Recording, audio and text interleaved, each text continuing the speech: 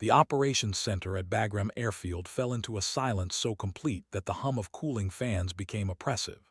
Every screen showed the same thing, a thermal signature barely registering, moving at speeds that shouldn't sustain flight, trailing heat that suggested catastrophic damage. The aircraft was 40 miles out, descending through 12,000 feet in a barely controlled spiral. No radio contact for 17 minutes, no transponder, no identification. Just a dying thermal bloom that moved like a wounded bird, trying to remember how wings worked. Major Jack Kessler stood with his arms crossed, watching the screens with the flat expression of a man who'd seen too many pilots not come home. The overnight shift had turned into a vigil. Someone in the back whispered a prayer. Someone else told them to shut up. The base had launched two A-10 Thunderbolt IIs on a close air support mission 6 hours earlier. Standard run. Taliban position harassing a SEAL team extraction point in the coast region. Should have been textbook. But only one aircraft had responded to the recall order. The other had gone silent during the gun run. Now this ghost was limping home, and nobody knew who was flying it. Still no comms, Kessler asked, his voice carefully neutral. The communications officer shook her head without looking away from her screen. Dead air, sir. I've tried every frequency. Guard channel, tactical, everything. Either the radio's destroyed or... She didn't finish. Nobody wanted to say the other option. The thermal signature dropped another 1,000 feet, steadied briefly, then wobbled again. Whatever was keeping that aircraft in the sky was willpower and physics having a serious negotiation. The A-10 was designed to take punishment. Titanium bathtub around the cockpit, redundant systems, engines mounted high to avoid ground fire. But designed to survive and actually surviving were different conversations entirely. Range, Kessler asked. 32 miles, still no visual from the tower. Behind them, a group of Navy SEALs stood in the doorway, still in their kit, faces streaked with dirt and something darker. They weren't supposed to be in the operations center. Nobody had the heart to tell them to leave.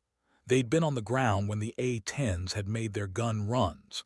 They'd heard the cannon fire that sounded like the sky tearing apart. They'd watched the warthogs come in low enough to see the pilots' helmets, low enough to feel the jet wash, low enough to believe for a moment that physics was a suggestion and angels were real. One of them had called in the close air support request. One of them had watched an A-10 take a hit that should have turned aircraft into scrap and pilot into memory. Now they waited, silent as stones, because that's what you did when someone had bled the sky to keep you breathing. The thermal signature steadied at 8,000 feet. Then the radio crackled. The voice that came through was barely human, rough like gravel scraped across broken glass, tight with pain that had moved past screaming into something colder and more permanent. 3 words, spoken with the careful precision of someone rationing their last reserves of consciousness. Reaper 2-1, inbound. The operations center erupted, not with relief. The voice carried too much damage for relief, but with controlled chaos as everyone moved at once. Medical teams scrambled. Fire crews positioned equipment. The tower cleared every approach path and lit the runway like a highway to heaven. Kessler grabbed the radio handset himself, his careful neutrality finally cracking into something urgent. Reaper 2-1, this is Bagram Actual. Confirm status. How bad is it? Silence stretched. The thermal signature wobbled again, dropping faster now. 6,000 feet. 5,000. The descent rate suggested gliding, not flying. Suggested choices running out. When the voice came back, it carried dark humor wrapped around darker truth. Define bad, actual. I've got hydraulics that are more hope than function, avionics held together with spite, and visibility through a windscreen that looks like modern art. The good news is I'm pointed at the runway. The bad news is everything else. Someone laughed despite themselves. Someone else swore. Kessler keyed the mic again, his voice steady despite the clench in his chest. Reaper 2-1, can you make it? The pause before the answer told them everything. 4,000 feet, 3,000. The A-10 broke through the cloud deck and became visible to the naked eye, or what was left of it. The aircraft looked like it had flown through hell's own car wash. The right engine trailing smoke. The vertical stabilizer more whole than metal. The entire left side of the fuselage blackened and torn. Still flying somehow. Still coming home. Can't promise pretty, actual. But I didn't survive the last 6 hours to quit on the driveway. That's when one of the SEALs spoke, his voice carrying across the operations center with absolute certainty. That's Wilder. That's fucking Wilder. Everyone turned.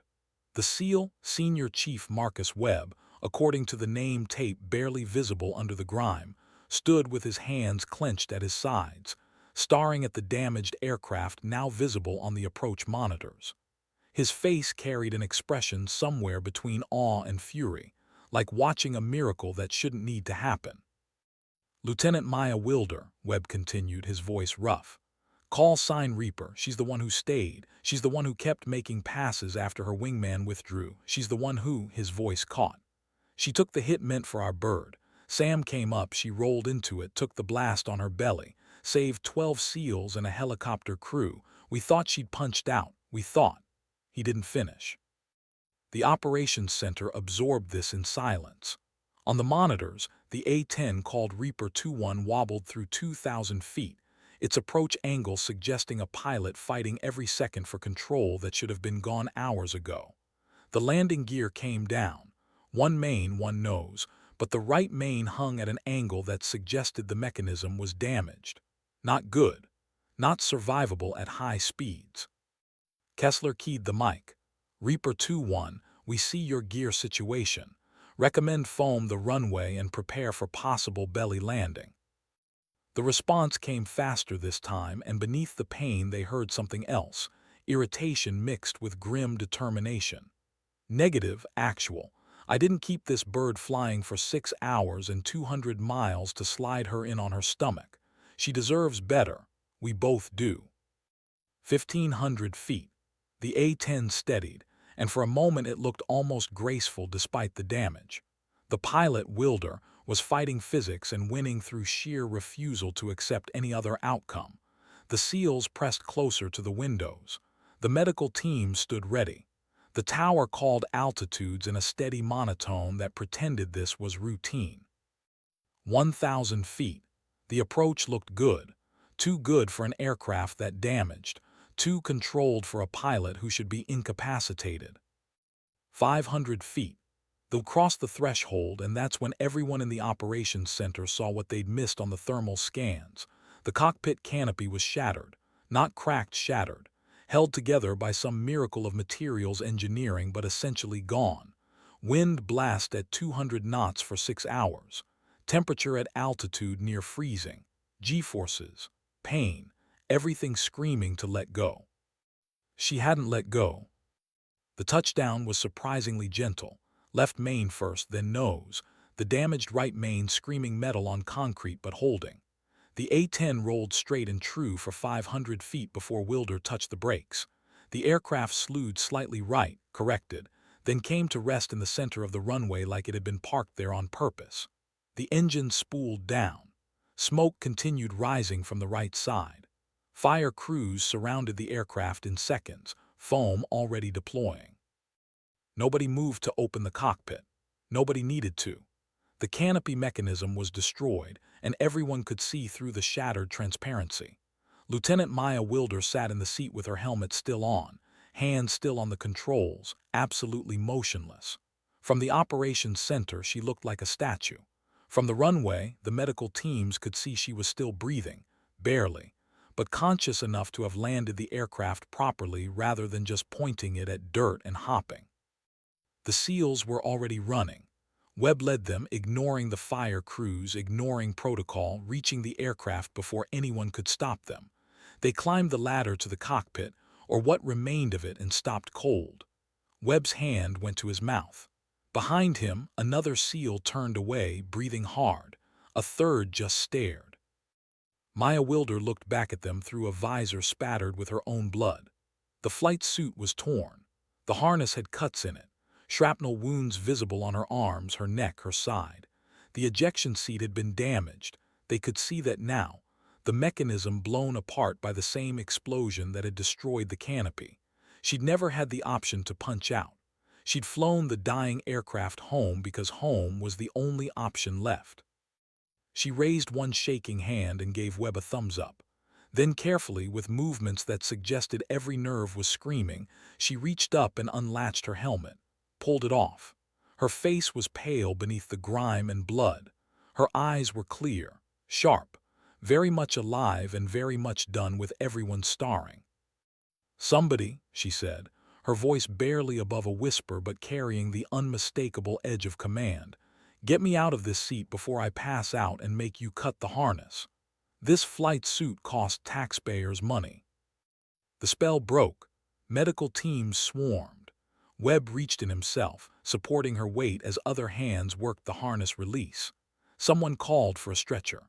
Someone else was already on the radio calling for immediate case vac. Wilder tolerated the attention for exactly 10 seconds before her hand shot out and grabbed Webb's vest, pulling him close enough that only he could hear. "Did everyone make it?" she asked. "Your team, the aircrew, everyone?" Webb nodded, his throat too tight for words. Wilder's grip relaxed. "Good," she breathed. Then her eyes rolled back and she went limp in their arms. The medics had her on the stretcher in seconds, moving toward the waiting ambulance with controlled urgency. IV already in. Oxygen mask in place. Someone calling blood type and injury assessments over the radio. The SEALs stood beside the dying and watched her go.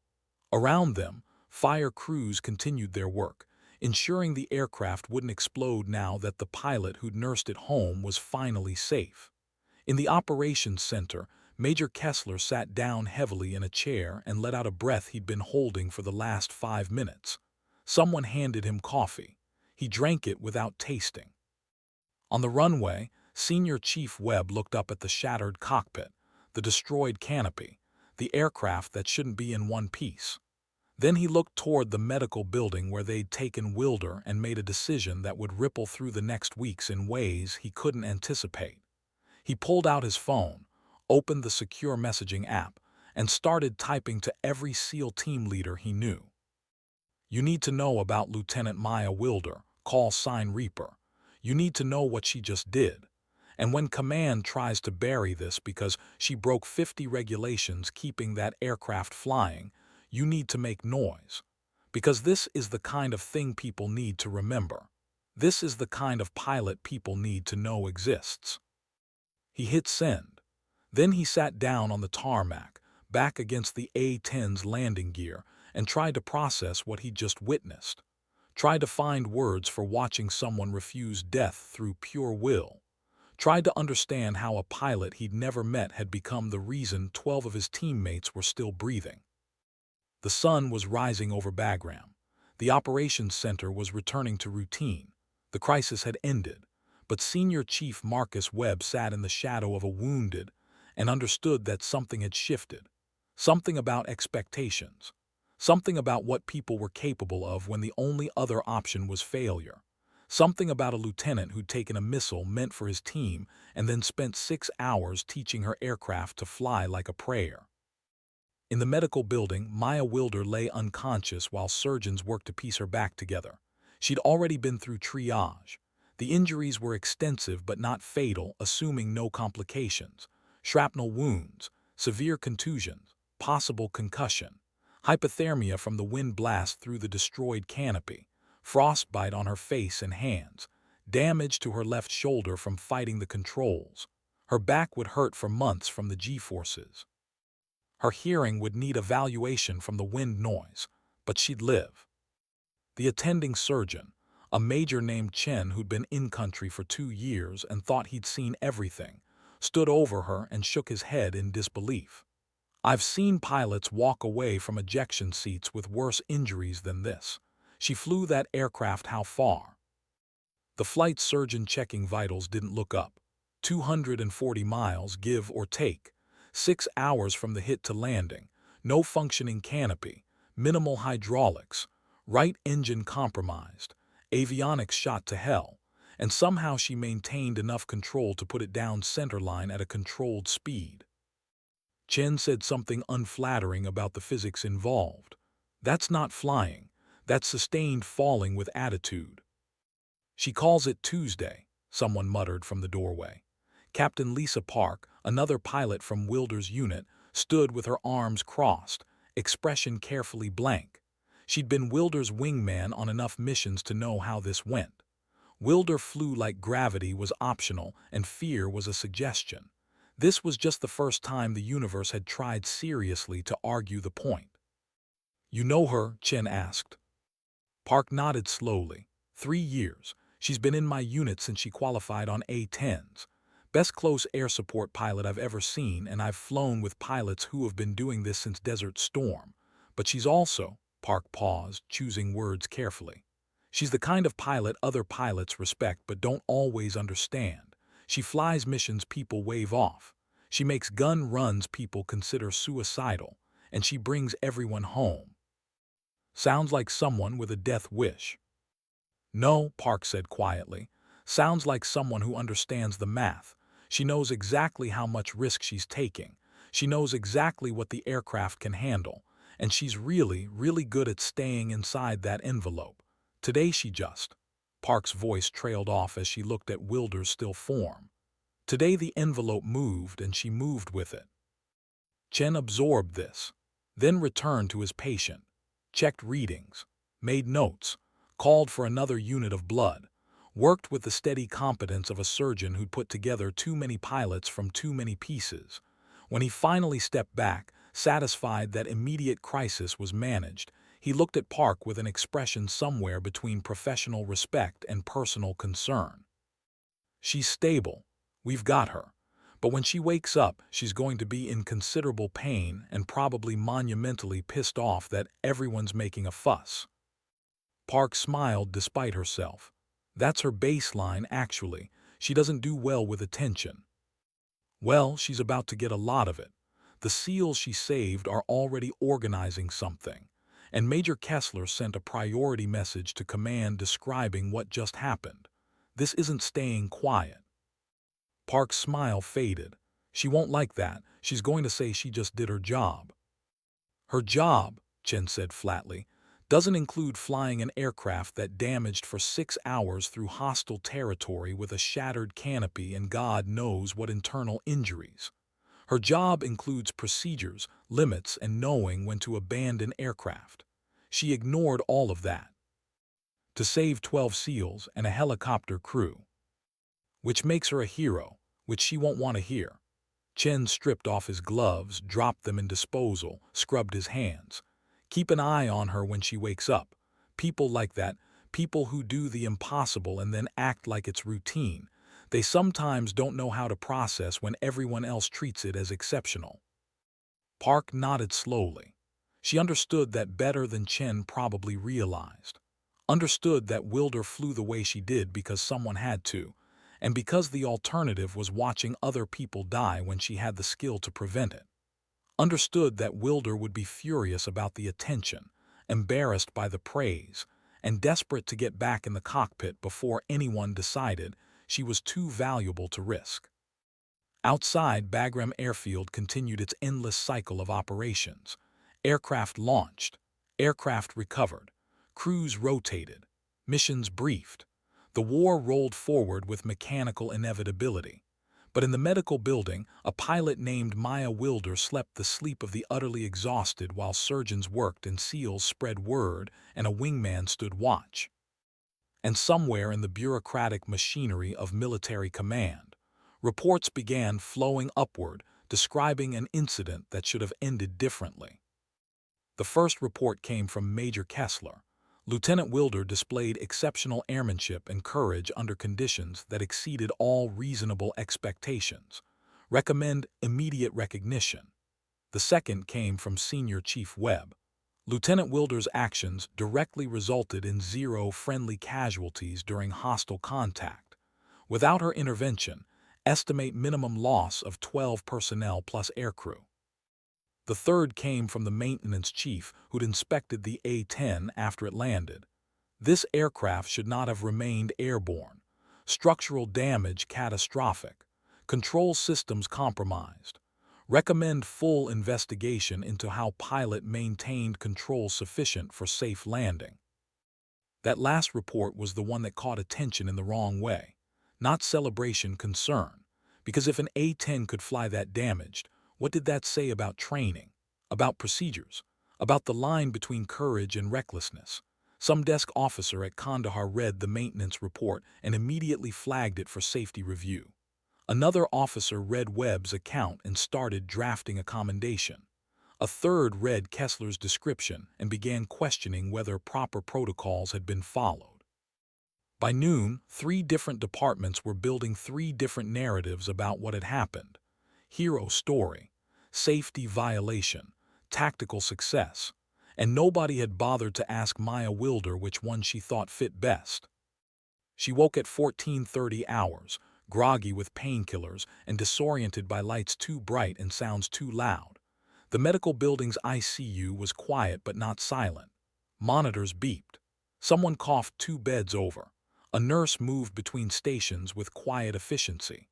Wilder tried to sit up and discovered that her body had opinions about that plan. Strong opinions. Opinions delivered via pain signals that suggested she'd been through a blender. "Easy," a voice said from beside the bed. Captain Park materialized from wherever she'd been standing. "You're in Bagram Medical, you're safe, you're okay." Wilder focused on her wingman's face with effort, tried to speak, found her throat was desert dry and her voice was gravel. "Aircraft." Park smiled slightly. "You would ask about the aircraft first. It landed. You're both in one piece, more or less." "Maintenance going to hate me." "Maintenance," Park said carefully, "is currently in awe of you. They're arguing about whether to repair your A-10 or send it to a museum. Current vote leans toward museum." Wilder processed this, or tried to. The painkillers made thinking difficult. SEALs. All accounted for. Webb's been here twice already. Wants to thank you personally when you're conscious enough to appreciate it. Wilder closed her eyes. Felt relief wash through her like a tide. 12 SEALs. All accounted for. That was the number that mattered.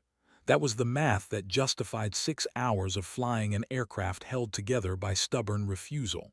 Everything else, the pain, the damage, the attention she could already feel building like pressure before a storm, was secondary. "How long was I out?" 14 hours. It's Sunday afternoon. You landed early this morning." Wilder absorbed this. Sunday. She'd launched on Saturday evening for what should have been a 3-hour mission. 6 hours flying the damaged bird home. 14 hours unconscious.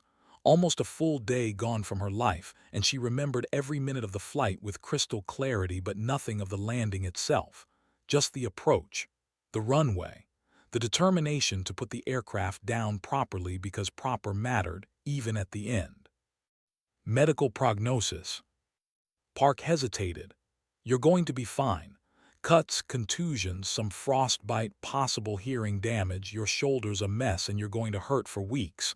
But nothing permanent, nothing career-ending." "Good." Wilder opened her eyes again, focused on Park with more clarity now. "How much trouble am I in?"